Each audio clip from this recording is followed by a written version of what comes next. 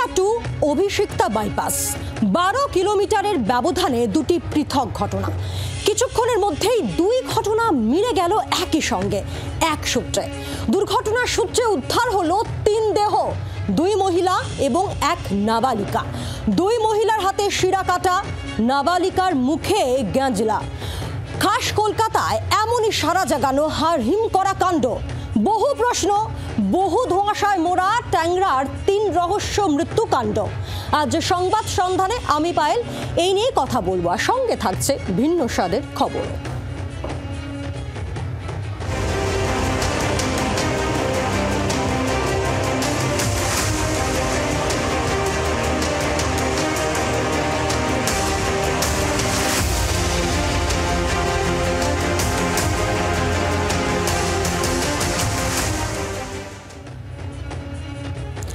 ঘড়ির কাঁটায় ঠিক 3:15, ভোর 3:15 বাইপাসে অভিষিক্তার কাছে দুর্ঘটনা। একটি গাড়ি ধাক্কা মারে পিলারে। পুলিশ দেহ উদ্ধার করে স্থানীয় একটি বেসরকারি হাসপাতালে পাঠায়। কলকাতা শহর তো এমন দুর্ঘটনা কতই না দেখেছে, কিন্তু এই দুর্ঘটনার সূত্রে যে এমন হাড়হিম করা কাণ্ড সামনে আসবে ভাবতেই পারেনি পুলিশ। ট্যাংরার শিল লেনের 21/22 চিত্তনিবাসে গিয়ে কার্যত চোখ কপালে ওঠে পুলিশের। দরজা ভেঙে উদ্ধার হয় 3 মহিলার মৃতদেহ। ওই দুর্ঘটনায় যে 2 ভাই আহত হন তাদেরই 2 স্ত্রী এবং একজনের নাবালিকা কন্যার দেহ। 3টি ঘরে ছিল 3 জনের দেহ, 3 জনেরই হাতে শিরা কাটা। আর তারপরেই রোমহর্ষক এই মৃত্যুর ঘটনা সামনে আসে। একে একে 3 দেহ উদ্ধার করে ময়না তদন্তের জন্য পাঠায় পুলিশ। ঘর থেকে উদ্ধার হয়েছে একটি কাগজ কাটার ছুরিও।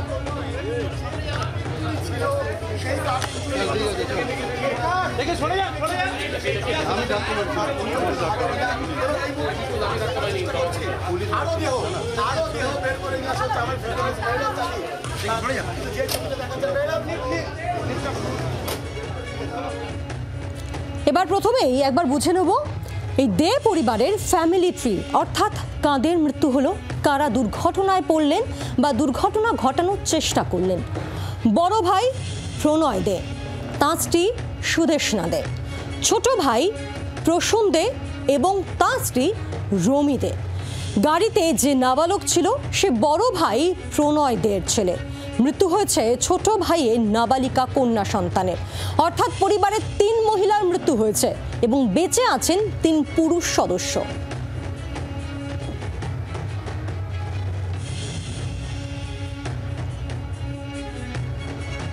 আর এবার সেই গাড়ি, সিসি ক্যামেরার একটি ফুটেজে দেখা যাচ্ছে রাত 12:51 দে পরিবারের বাসস্থান চিত্তনিবাস থেকে বেরোচ্ছে গাড়ি। প্রথমে ছোট ভাই গাড়িতে উঠলেন, তিনি ড্রাইভিং সিটে গিয়ে বসলেন। আর ঠিক কিছুক্ষণ পর বেরিয়ে এলো হুডি পরা ওই নাবালক। সে ড্রাইভারের পাশে সামনের সিটে বসলো। শেষে বড় ভাই বাড়ি থেকে বেরিয়ে গাড়িতে উঠলেন। তার হাতে আবার কি সব যেন জিনিসপত্র। কি আছে বা কি ছিল তার হাতে? এর সঙ্গে কি মৃত্যুর কোনো যোগ আছে? অর্থাৎ মৃত্যুতে ব্যবহৃত কোনো কিছু নয় তো? এই নীল রঙের গাড়িটি পরে দুর্ঘটনায় বাইপাসের ধারে অভিষিক্তার কাছে দুর্ঘটনার মুখে পড়ে। আর এই দুর্ঘটনার পরই 3 জনকে জিজ্ঞাসাবাদের পর পুরো এই ঘটনা সামনে আসে।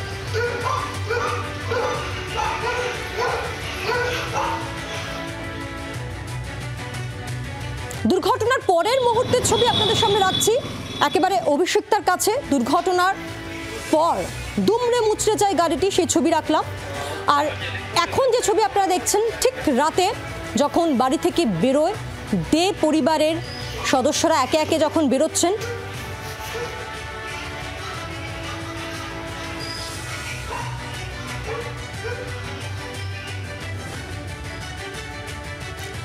কিন্তু ঘটনা সামনে আসতেই একেবারে আলোড়ন পড়ে গিয়েছে সর্বত্র। সে সঙ্গে বহু ধোঁয়াশা, বহু প্রশ্ন। 3টি দেহ উদ্ধার হয় দোতলার আলাদা আলাদা 3টি ঘর থেকে। আলাদা আলাদা ঘর থেকে উদ্ধার হয় একটি কাগজ কাটার ছুরি। ওই ছুরি দিয়েই কি হাতে শিরা কাটা হয়েছিল? কারণ 3 জনের হাতে শিরা কাটা হলেও আলাদা ছুরি পাওয়া যায়নি, একটি মাত্র ছুরি পাওয়া গিয়েছে। পুলিশের একটি সূত্র সেই মারফত আমরা জানতে পারছি জিজ্ঞাসাবাদে উঠে এসেছে যে নাবালিকাকে পায়েসের সঙ্গে মাদক মিশিয়ে বেহুশ করা হয়। যদিও আত্মহত্যাই হয়, তাহলে নাবালিকাকে বেহুশ করা কেন হয়েছিল? এছাড়া আরও যেসব ধোঁয়াশা রয়েছে বা মিসিং লিঙ্ক, সেগুলি একবার দেখে নেব। এবার প্রথম প্রশ্ন, হাতে শিরা কাটা অবস্থায় দুই মহিলার দেহ, নিজেরাই কি তারা শিরা কেটেছিলেন? আর এবার 2 নম্বর প্রশ্ন, নাবালিকাকে কি বেহুশ করে হাতে শিরা কেটে খুন করা হয়? প্রশ্ন উঠছে, যদি সেটাই হয় তাহলে নাবালিকার হাতে শিরা কে বা কারা কাটলো? প্রশ্ন 4, পরিবারের 3 সদস্য কি আত্মহত্যা করেছেন নাকি খুন করা হয়েছে তাদেরকে?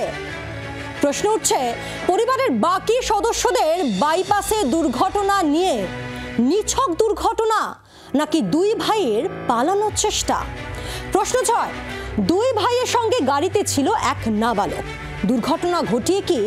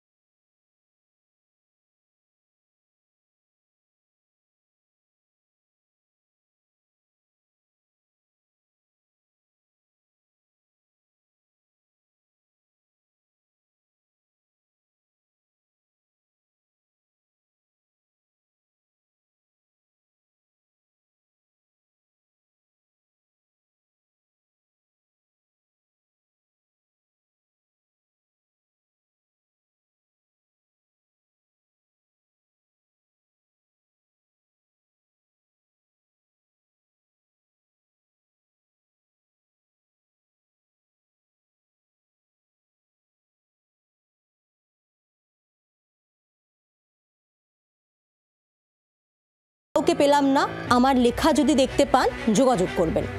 তিনি আবার দে পরিবারের ব্যবসার অংশীদার, আর আজ তিনি সেই ঘটনার বর্ণনাও দিয়েছেন।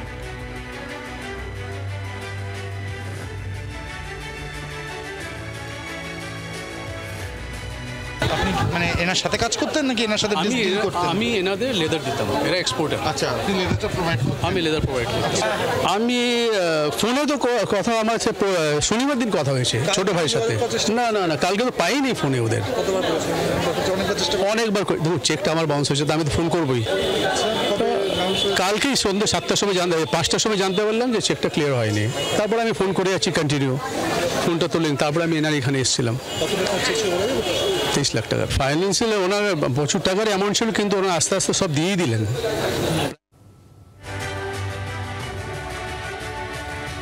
কিন্তু মৃত্যুর ঘটনাক্রম কি, কার কখন কিভাবে মৃত্যু হয়, কিভাবে গাড়ি দুর্ঘটনা, এসব নিয়ে এখনো বিস্তর ধোঁয়াশা।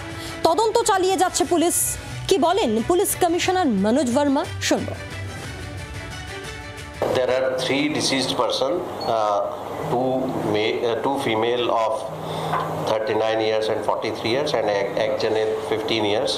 So there are injuries on throat and wrist. So far we have not found anything.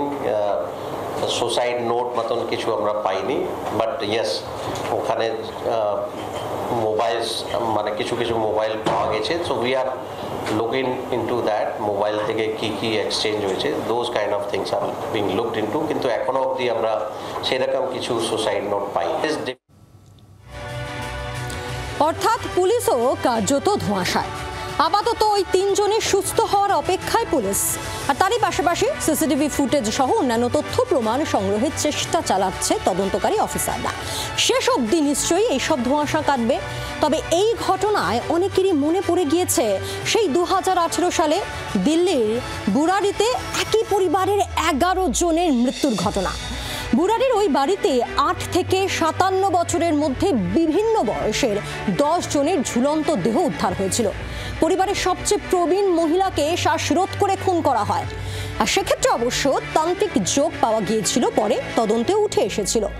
তান্ত্রিকের পরামর্শেই সপরিবার গণ আত্মহত্যার ঘটনা ঘটিয়েছিল, এমনটাই উঠে আসে তদন্তে।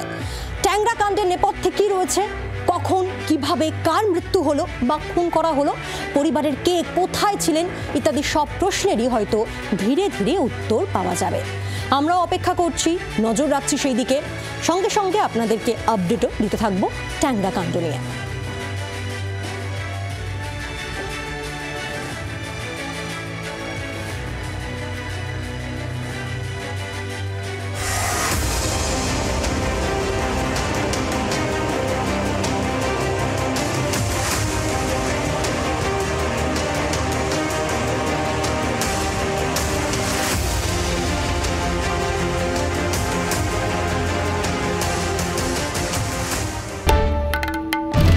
বাংলার আওয়াজ, বাঙালির আবেগ, জি 24 ঘন্টা।